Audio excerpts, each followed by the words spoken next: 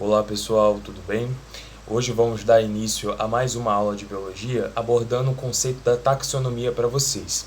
Nas aulas passadas vocês tiveram um pouco de contato com o reino das plantas, também chamado de reino metafita, e com ele vocês conseguiram compreender alguns grupos de plantas, algumas espécies, como que no reino das plantas, as plantas com características parecidas eram divididas em briófitas, pteridófitas, angiospermas e gimnospermas. Então aqui é um pouco mais para clarear essa divisão e abordando todos os seres vivos. A taxonomia é justamente a divisão desses seres vivos em grupos, em classes, em ordens, e vocês vão compreender melhor como que se faz essa divisão, e entender o que é um domínio, o que é um reino, o que é um gênero, o que é uma espécie, tudo bem? E a partir daí compreender como que os animais vão se dividir e os seres vivos de um modo geral, tudo bem? Então, antes da gente abordar a temática da taxonomia, a gente tem que entender um pouquinho da história. A taxonomia, a classificação dos seres vivos, teve um pontapé inicial com um cara chamado Carlos Linneu. Na verdade, um nome, acho que francês, de Carole Linneu, que por brasileiro, por português, se traduziu como Linneu. E aí Linneu ele publicou esse livro, cerca de 1735, o Systema Naturale, que é a classificação dos seres vivos em classes, em ordens, em gêneros e espécies. Essa primeira classificação de Linneu, ela foi um pouco mais primitiva, com menos nomenclaturas, com menos grupos de classificações, e no decorrer da história outros pesquisadores, outros estudiosos foram acrescentando a classificação de Linneu, a taxonomia de Linneu, algumas nomenclaturas a mais a partir dos estudos dos seres vivos. Foram sendo descobertos novos seres vivos, foram entendendo melhor a dinâmica natural, de vivência, de características desses seres vivos, e aí foram alocando-os em outros reinos, excluindo reinos que foram criados por Linneu ou acrescentando reinos que anteriormente não existiam. E aí, hoje, a gente consegue observar com o estudo dos seres vivos, da taxonomia, que há, de certa forma, a divisão por essa pirâmide. Então, lá na pontinha da pirâmide, o reino, abrangendo inúmeros seres vivos, e aí conforme for decrescendo a pirâmide, a gente vai dividindo o número, um grupo de seres vivos de acordo com a característica. Então a gente consegue observar que reino, filo, classe, ordem, família, gênero, até chegar à espécie. Então, nossa espécie, por exemplo, o Homo sapiens, a gente está dentro do reino animal, beleza? Mas só que dentro do reino animal há diversos filos, classes dentro dos filos, ordens dentro das classes, famílias dentro das ordens e gêneros dentro das famílias e, consequentemente, dentro dos gêneros há diversas espécies, beleza? Então, isso aqui é como se fosse um guarda-chuva, Então, hoje, além do reino, acima do reino a gente tem 3 domínios que a gente vai falar mais pra frente. Vocês vão entender um pouco o que é esse domínio, tá? Então, como se fosse guarda-chuvas, Então, domínios, abaixo dos domínios os reinos, abaixo dos reinos os filos, que cada reino tem os seus filos, Dentro dos filos a gente vai ter as classes de seres vivos, dentro das classes a gente vai ter as ordens, dentro das ordens as famílias, dentro das famílias os gêneros, até chegar às espécies. Cada espécie é individualizada, beleza? Então, de forma geral, a taxonomia é isso. Então, se a gente olhar, por exemplo, para o reino das plantas, que é o reino metafita, cada reino, o reino das plantas, vai ter os filos, as classes, as ordens, as famílias, os gêneros e as espécies. Tudo bem, gente? Então, de modo geral, é assim que se subdivide. E aqui, nesse quadrinho, vocês conseguem comparar um pouco como que foi fazendo essa divisão no decorrer da história da humanidade. Então, lá com Carlos Linneu, a gente teve lá em 1735, basicamente 2 reinos, que ele observou. O reino que ele chamou de Vegetabilia, que é o reino dos vegetais, e o reino dos animais. E aí essa classificação de Linneu, apesar de ser um pouco mais primitiva, com menos detalhes, ela conseguiu, acendeu a luz da ciência que era necessário fazer a divisão e a classificação dos demais seres vivos também. Então, a gente não pode esquecer, né, além dos vegetais, dos animais, dos fungos, dos protozoários, das bactérias, de outros seres vivos que não foram abrangidos, né, por Linneu em sua classificação. E aí, no decorrer da história, né, foi sendo levantado, né, os protistas, as plantas, os animais. Depois surgiu o reino Monera, que é o reino das bactérias. Depois surgiu o reino Fungi, né, e ficou reino planta e reino protista, reino Monera, que é o reino das bactérias, reino Fungi, que é o reino dos fungos, e o reino Animalia. O reino protista, né, anteriormente era feito pelos protozoários e as algas primitivas, né? E aí foi sendo aprimorado aí até chegar a 6 reinos em 1977, em que o reino Monera foi dividido, né, em Eubactera e Archaebactera. E hoje, né, a gente tem a classificação em 3 domínios e não mais em reinos, né, como a classificação mais abrangente. A gente ainda tem os reinos, mas os domínios estão acima dos reinos, tá? Então, esse foi uma divisão muito importante aí na década de 90, principalmente para descobrir as bactérias do gênero Archaea, né, do domínio Archaea. E o que é isso? Bom, para ilustrar para vocês entenderem melhor, o que acontece? Anteriormente a gente tinha a divisão em reinos, como eu falei para vocês, protista, planta e animale, fungi e monera. E aí o que acontece? A gente tem que lembrar da divisão lá da biocelular, das células, a divisão entre procariontes e eucariontes. Não sei se vocês lembram sobre isso, mas os seres vivos procariontes são as bactérias. E quais são as principais características dos procariontes, né, das bactérias?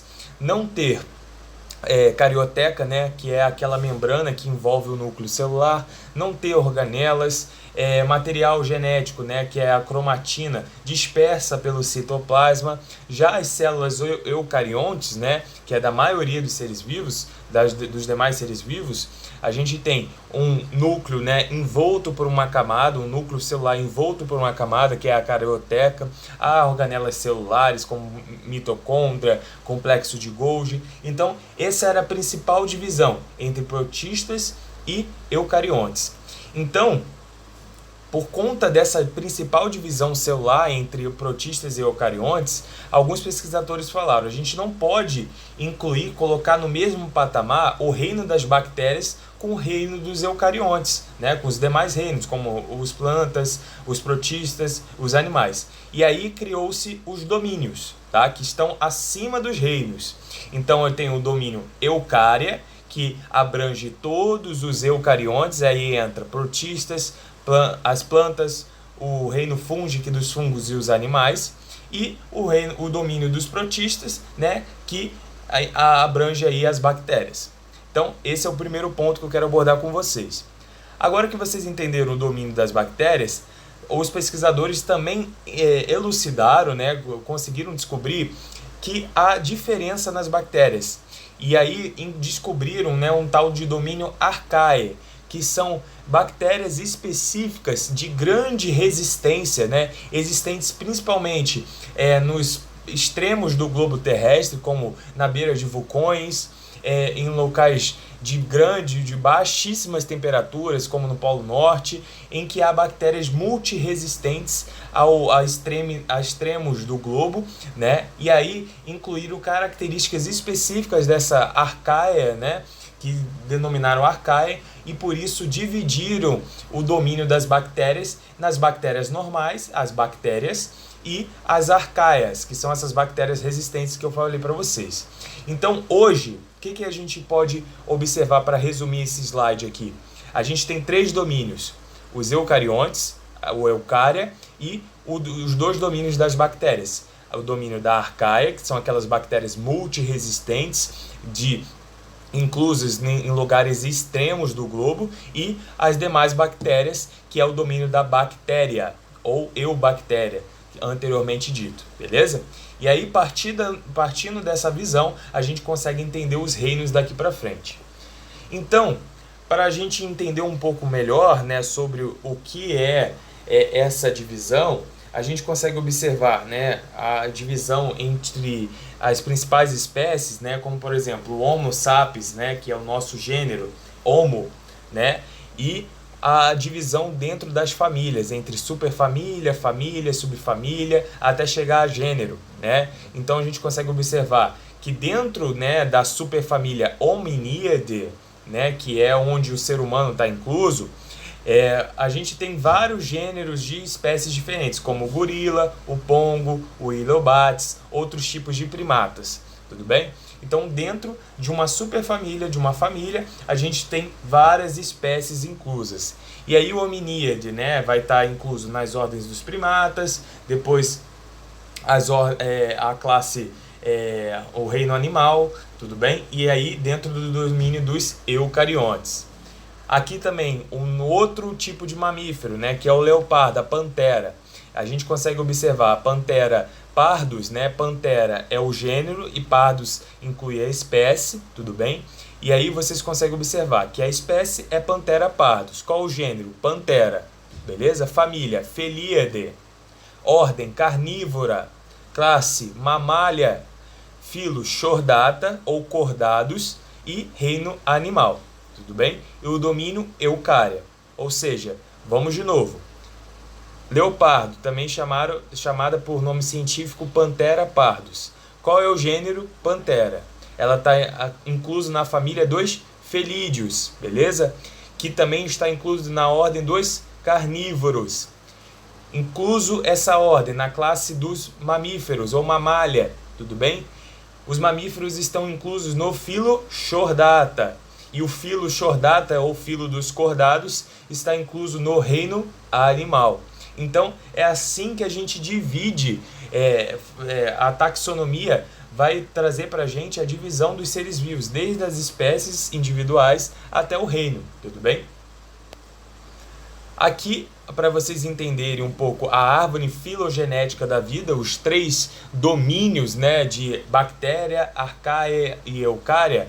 A eucária, né, os eucariontes, estão inclusos todos os animais, plantas, fungos, ciliados, protistas, todas as outras espécies, não incluindo bactérias e as arqueabactérias, beleza? Então, já que a gente falou um pouco sobre isso, né, falamos um pouco dessa introdução da divisão, agora a gente vai falar cada filo, cada reino, mais especificamente de alguns mais importantes para vocês na prova de vestibular. Então a gente vai começar um pouco com as bactérias, que são os protistas, tudo bem?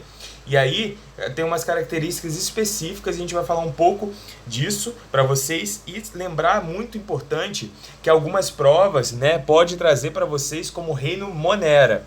E as bactérias não mais estão inclusas no reino Monera, agora elas são um domínio, tá? Lembra que eu falei para vocês, é como se fosse o guarda-chuva. O domínio está acima do reino. Então, as bactérias não são mais inclusas, né, na maioria das literaturas científicas como reino. Agora elas são um domínio diferente dos eucariontes. Então, começando um pouco falando sobre as bactérias, né, a gente já teve aula sobre isso, falando lá no início do ano, aqui a gente só vai relembrar. Aqui a gente consegue observar a estrutura principal das bactérias. Então a gente consegue observar, né, o núcleo, né, com DNA disperso pelo citoplasma, não tem uma camada em volta formando um núcleo, né, como nos eucariontes, ou seja, ausência de carioteca, essa é a principal característica. Há ribossomos, né, dispersos pelo plasma celular, né, lembrando dos ribossomos, o seu papel na síntese de proteínas, né? Então, isso é muito importante. Quem não relembra isso, volta lá nas aulas de biologia celular para poder relembrar essas coisas, tudo bem? As bactérias também apresentam uma membrana plasmática no seu interior e do lado de fora uma parede celular, principalmente de proteoglicano, tá? Essas bactérias, elas podem, né, ter em volta dela fímbrias, né, que são essas como se fossem macarrãozinhos, né, o cabelinho da bactéria, que são importantes principalmente para a mobilidade. Algumas bactérias têm uma característica diferente dessa que eu estou apresentando para vocês, mas de modo geral essas são as características principais. E cada bactéria também pode apresentar aí os flagelos, né, na caudinha para fazer a movimentação dessa bactéria pelo meio. Bom, agora a gente vai falar um pouco sobre as classificações. Uma classificação das bactérias que é muito importante vocês saberem é a divisão entre bactérias gram-positivas e gram-negativas. O que é isso? O que é gram-positivo e o que é gram-negativa? Bom, no estudo das bactérias, né, gente, vários pesquisadores começaram a discutir sobre a estrutura das bactérias. E chamar uma bactéria de gram-positiva quer dizer que ela é positiva à coloração do gram, que é um tipo de solvente utilizado em laboratório. E o que é esse gram? O solvente de gram, quando você coloca na bactéria, ela fica positiva em algumas bactérias e negativo em outras. Ou seja, ela fica com uma característica violeta em umas bactérias e em outras bactérias ela não apresenta essa positividade.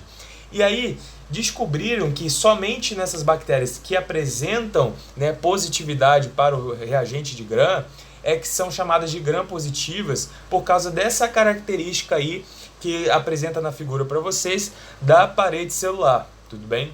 Então as gram-positivas elas ficavam violetas, né, por causa da coloração de gram, porque a parede celular ela tem um peptídeo-glicano, né, em várias camadas de peptídeo-glicano, em volta da membrana celular que está mais interiormente. Tudo bem? E aí a reação do reagente com esse peptídeo-glicano gerava a cor violeta, beleza? Já as gram-negativas, por que elas não apresentam positividade para a coloração de gram? Porque elas apresentam uma camada de membrana celular no exterior da célula, mais uma camada de parede celular de peptídeo-glicano no interior e mais embaixo mais uma camada de membrana citoplasmática. Ou seja, as gram-negativas elas são como se fosse um sanduíche de parede celular. Tudo bem? Então, por isso que não apresentam positividade à coloração de gram. Então, essa é importante para o vestibular, Vitor? É uma divisão importante que vocês devem saber. Mas, de modo geral, quem for fazer a área da saúde vai entender um pouco quando falarem é uma bactéria gram-positiva, é uma bactéria gram-negativa. Isso é muito importante. Porque quando fala de bactéria, a gente lembra de antibióticos. Os antibióticos, alguns antibióticos atingem a parede celular, inibem a síntese de parede celular. E aí o que acontece? A bactéria ela fica destruída porque ela não consegue produzir a parede celular dela. E aí diversos antibióticos vão agir diferentemente para as gram-positivas e gram-negativas, principalmente por causa dessas características que eu estou abordando nesse slide para vocês. Então isso é importante de vocês saberem. Agora, a gente tem uma nova classificação sobre a característica estrutural das bactérias. Então, as bactérias elas podem ser classificadas aí em cocos, bacilos, espirilos, espiroquetas e vibriões. Qual que é a principal característica disso, né? Bom, as bactérias que são denominadas cocos, pelo próprio nome já diz, ela vai parecer um coquinho mesmo, um coco, né? Um formato esférico. E aí elas podem ocorrer, né, de forma isoladas, o coco sozinho ou em agrupamento, formando vários cocos em conjunto, tudo bem? Quando começam, né, ocorrem em pares, né, são chamadas de diplococos, ou seja, 2 cocos, e quando elas formam uma cadeia, elas são chamadas de streptococos, ou seja, se eu tiver uma cadeia de vários coquinhos, né, formando uma fila, eu vou chamar de streptococos. Agora, se eu formo um cacho de uva, né, de vários coquinhos, como nessa figura aqui, ó, aqui vocês conseguem observar, tem cocos sozinhos, diplococos, né, 2 cocos juntos e uma filinha de cocos aqui na esquerda, tá? Vocês conseguem observar, esses são os streptococos. Os estafilococos formam tipo um cacho de uva. Algumas bactérias são denominadas estafilococos, tá? No conceito de streptococos, a gente tem como, para vocês observarem, os streptococcus piógenes, né, que causa amidalite, tudo bem?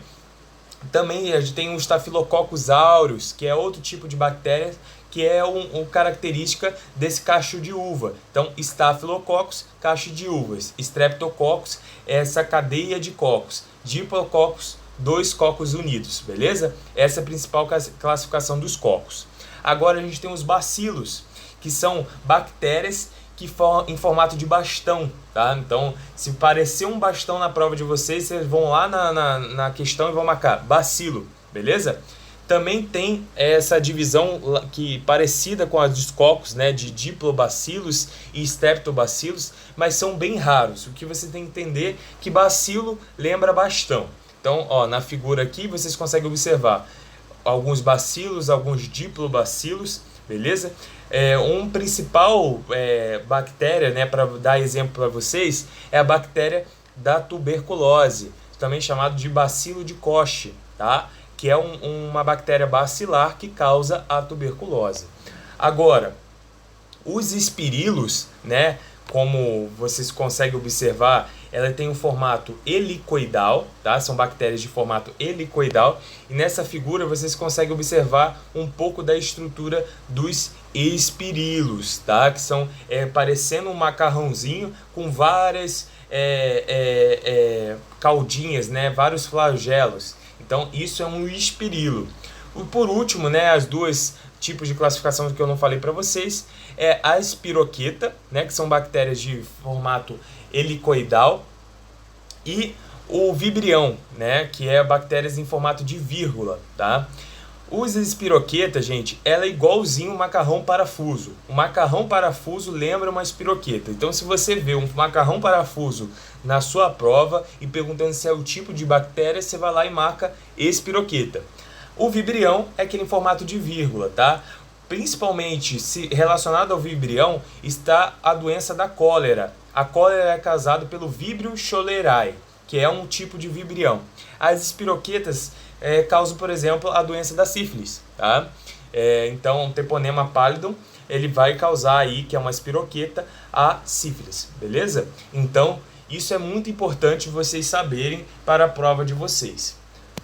Continuando, agora a gente vai falar um pouquinho das reprodução das bactérias, tudo bem?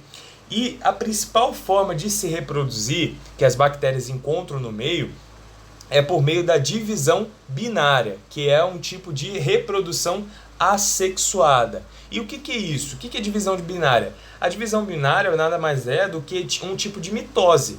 Então, uma célula, uma bactéria mãe, ela vai se dividir em duas bactérias filhas iguaizinhas a ela, beleza? Então, isso é um tipo de reprodução que não há variabilidade genética e as bactérias vão apresentar aí a mesma característica da célula mãe, ou seja, da bactéria mãe. Mas só que a reprodução assexuada, né, das bactérias, como nesse slide que eu mostrei para vocês, é a mais comum, mas as bactérias possuem mecanismos de troca de material genético para gerar variabilidade genética, beleza? Então, alguns mecanismos que eu vou falar para vocês agora são de troca de material genético que as bactérias possuem para poder conseguir sobreviver ao meio e gerar variabilidade genética. Uma das formas, né, que a gente encontra aí nos estudos das bactérias é a conjugação. E o que seria essa conjugação? Uma bactéria, ela apresenta, né, tipo um tubinho chamado pili ou pilus sexual. O que é isso? Ela vai fazer esse tubinho chegar em outra bactéria e aí essa bactéria vai ser a doadora. Essa doadora vai expor o seu pili sexual para o receptor, a bactéria receptora, e a partir desse pili sexual vai haver a troca de material genético. Ou seja, a bactéria doadora vai dar um pouquinho do seu material genético, um pouquinho do seu DNA por meio desse pili e vai chegar à bactéria receptora. Com a formação desse pili, né, a gente vai ter a troca de material genético. Esse material genético geralmente é chamado de plasmídio, beleza? E aí, conforme ocorre a conjugação, você vai fazer a troca de material genético entre bactérias. Esse mecanismo é um dos mecanismos para fazer a troca de material e também gerar variabilidade genética. Um outro tipo, né, de mecanismo envolvendo essa troca de material genético é a transdução bacteriana. E o que é a transdução bacteriana? É a troca de material genético por meio de um vírus. E o que acontece? O vírus, né, que não são seres vivos, a gente vai ter uma aula só sobre vírus para a gente abordar um pouquinho sobre isso. Os vírus são parasitas intracelulares obrigatórios, ou seja, os vírus só conseguem sobreviver se estiverem dentro de uma célula, seja ela uma célula procarionte, seja ela uma célula eucarionte. Os vírus então entram numa bactéria, se multiplicam dentro dessa bactéria, pegam material, fragmentos do material genético, né, dessa bactéria, ocasionam a morte celular lise bacteriana dessa bactéria, quebra essa bactéria, e aí quando o vírus, né, ele vai infectar outra bactéria, ele pode carregar o material genético da bactéria anteriormente que ele tinha destruído. E aí, levando, né, esse material genético à nova bactéria, ele pode fazer uma transdução, pegar material genético da bactéria que ele matou e dar para uma nova bactéria, uma bactéria receptora. Isso é que a gente chama de transdução bacteriana. Então, a bactéria receptora vai receber um novo material genético, com pequena quantidade de DNA, e isso gera também variabilidade. A transdução bacteriana é bem rara de ocorrer, a maioria das vezes que ocorre isso é por meio da conjugação, mas é um tipo de troca de material genético que eu quero que vocês conheçam. Por último, falando um pouquinho da transformação bacteriana. A transformação bacteriana nada mais é do que a bactéria pegar pedaços de material genético, fragmentos dispersos no meio em que ela está inserida e meio que incorporar esses fragmentos de DNA no seu próprio DNA. Isso é uma forma também de variabilidade genética, e conforme a bactéria vai incorporando esse material genético, ela se torna bactéria transformada. Isso se chama transformação bacteriana. Aqui o elenco para vocês, só para critério de conhecimento, porque a gente também vai ter uma aula só sobre doenças, de algumas doenças causadas por bactérias. Tá? Então eu já falei para vocês da tuberculose, da cólera, da sífilis. Também tem a hanseníase pelo bacilo de Hansen, o tétano pelo Clostridium tetani, a coqueluche, a pneumonia, a meningite, a difteria. Muitas dessas doenças que eu coloco para vocês aqui só conseguiram ser controladas por meio do programa de vacinação, tanto brasileiro como mundial. Então, as vacinas elas têm uma extrema importância para o controle de epidemias de doenças infecciosas. E na história da humanidade, na história da saúde pública brasileira, muitas dessas doenças, como a difteria, o tétano, a pneumonia, a coqueluche, a meningite, só conseguiram ter seu controle, né? A tuberculose também, conseguiram ter o seu controle por meio da vacinação. Então hoje a gente não tem tantos casos, né, dessas doenças gerando endemias e epidemias extensas, gerando muitas mortes por causa do controle por meio da vacinação. Tudo bem? Além das doenças, né, as bactérias não apresentam somente essas características negativas, mas as bactérias têm uma extrema importância na manutenção da vida na Terra, né, principalmente em diversas participações na cadeia alimentar como um todo, principalmente na decomposição de seres vivos e a incorporação do material orgânico de volta para o meio ambiente, e também nas manutenção das atividades econômicas, tá? Principalmente na produção de laticínios, produção de cerveja, produção de diversas outras alimentos em que as bactérias participam aí na fermentação e de processos biológicos importantes para produzir diversos tipos de alimentos. As bactérias também, os seres humanos, né, também apresentam bactérias comuns à sua flora bacteriana, como por exemplo dentro do trato gastrointestinal, como no canal vaginal, na boca, em que apresentam bactérias benéficas, em que se tiver um desequilíbrio desse número de bactérias benéficas, pode predispor o ser vivo a desenvolver doenças em que ele não está acostumado a dispor disso. Então, Isso é muito importante de modo geral para vocês entenderem a importância das bactérias para a manutenção da vida e para os seres humanos. Então, na próxima aula, a gente vai falar um pouquinho sobre os fungos e também sobre os protistas.